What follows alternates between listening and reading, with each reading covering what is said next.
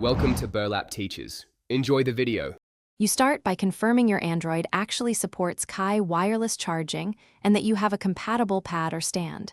Check the phone's spec sheet or settings quickly. Next, plug the charger into a 15W or manufacturer-recommended adapter and place it on a flat, stable surface to avoid sliding. Remove thick or metal cases and clear any cards from the back. You want direct contact. Then set the phone down in the center. You should feel or see the charging indicator soon after placement. Once the phone shows it's charging, pay attention to both the phone indicator and the charger LED to ensure consistent power transfer. Intermittent LEDs mean misalignment or weak adapter output.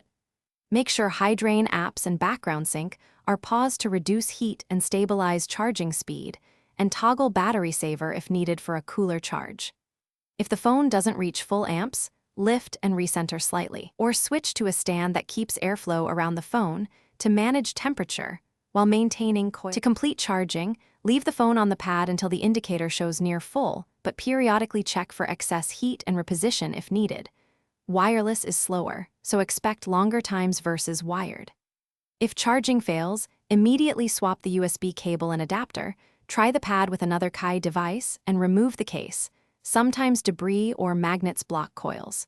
If that doesn't help, reboot the phone and test another charger. Isolating the component quickly tells you whether the phone, pad, or power source needs repair. Thanks for watching. Consider subscribing if this video helped you.